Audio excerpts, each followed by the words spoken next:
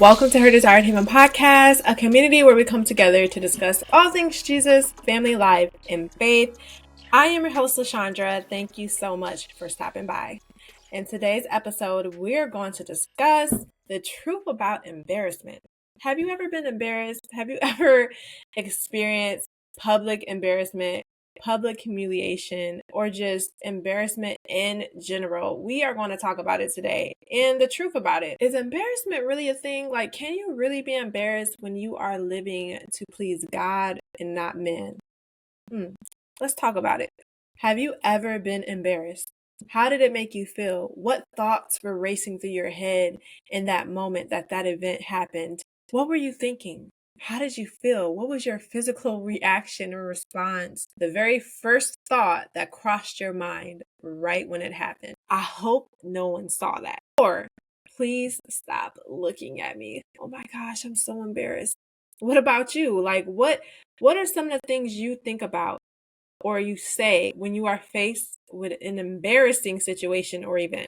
I've noticed one common thing, for me at least, it's always centered around other people. They probably think this about me. They probably think I'm so silly. I hope that they didn't see that, or they're laughing at me. It's always they, or them, right? It's always centered around other people. It's all about fearing what others think and how they perceive you. Their looks, their glares, their stares, even their laughs, and caring too much in the moment about what others think. But what happens when we shift our perspective? Is embarrassment even really a thing? The definition of embarrassment. Embarrassment is a feeling of self-consciousness, shame, or awkwardness. So avoiding embarrassment is simply boils down to switching our mindsets in the moment away from other people, right? And what they think, right? And I dare say, not even what we are thinking, but to what God thinks. Switching our mindset in the moment from others, and we have to kind of stop as well creating false narratives in our brain, right? They probably think this. They probably are saying that. They, whatever we're coming up with, it's a false narrative. We don't know what people are thinking. Who cares what they are thinking, right? Whether they are or whether they're not, we don't know. But in those situations, we can tend to create a false narrative in our brain and create this whole story that's not even true. Or maybe it is. And like I said, whether it is or not, that's not our business. It's not our business to cater and conform our lives to align with approval, acceptance of other people and what they think.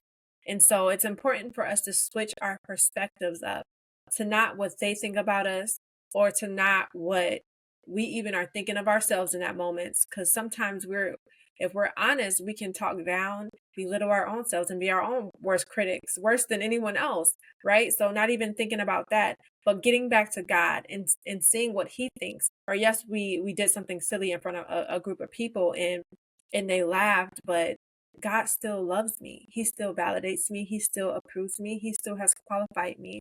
That still has not changed His plan and His purpose for my life just because I did something or made a mistake in front of people and their reaction wasn't loving and kind, right?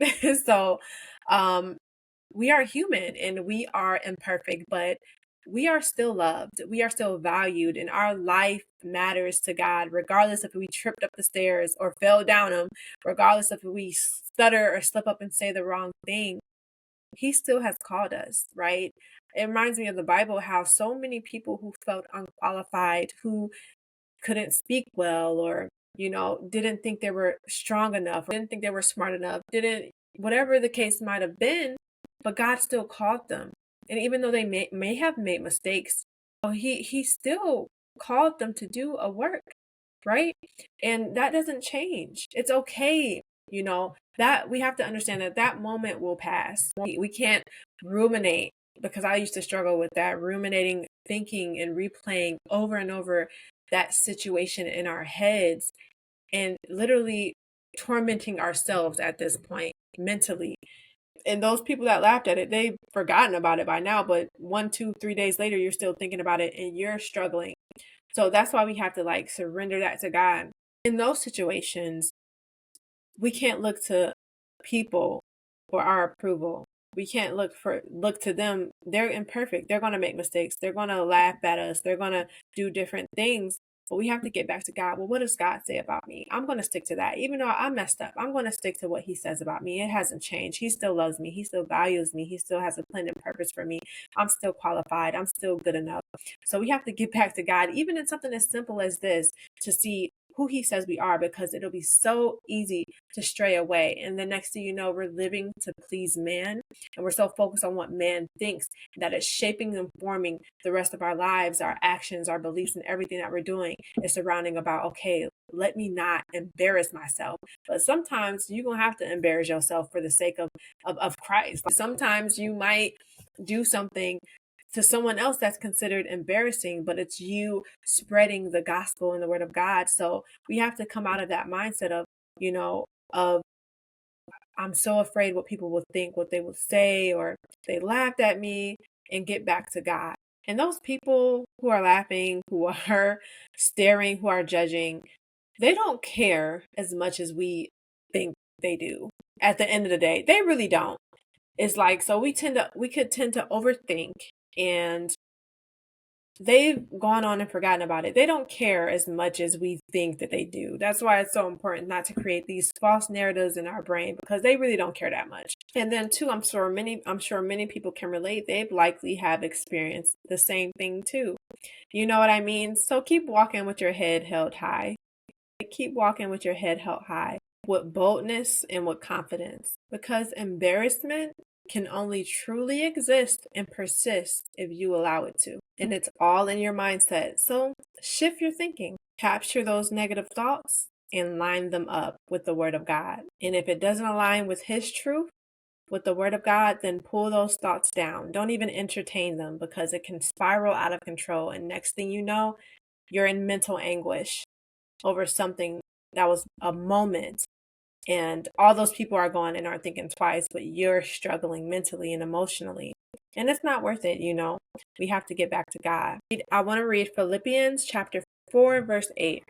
Philippians chapter 4 verse 8 says, "Finally, brothers, whatever things are true, whatever things are honorable, whatever things are just, whatever things are pure, whatever things are lovely, whatever things are of good report, if there is any virtue and if there is any praise, think about these things." Guard your mind. Don't open the door and give the enemy access to infiltrate your mind. We have to guard our minds and fortify our minds. We have to dwell on the things that are good, that are pure, and not on negative thoughts, and that could spiral out of control. So definitely guard your heart, guard your mind. And if those thoughts do not line up with the word of God that you're having of yourself, those false narratives that we create, pull them down. So the next time you feel embarrassed, remember that you have the power to control whether that feeling overpowers you or not. And the truth about embarrassment, it can only truly exist if you allow it to. Thank you so much for tuning into this episode. Please leave a comment below. Have you ever been embarrassed? What were you thinking? What was the first thought that crossed your mind? And let me know if it was a reflection of how you felt in the truth of God and what he says about you, or what others might have thought or were thinking and saying about you. I will see you in the next one. And don't forget to subscribe to us on YouTube. As we grow the community, please subscribe and share this with someone who needs it. Bye.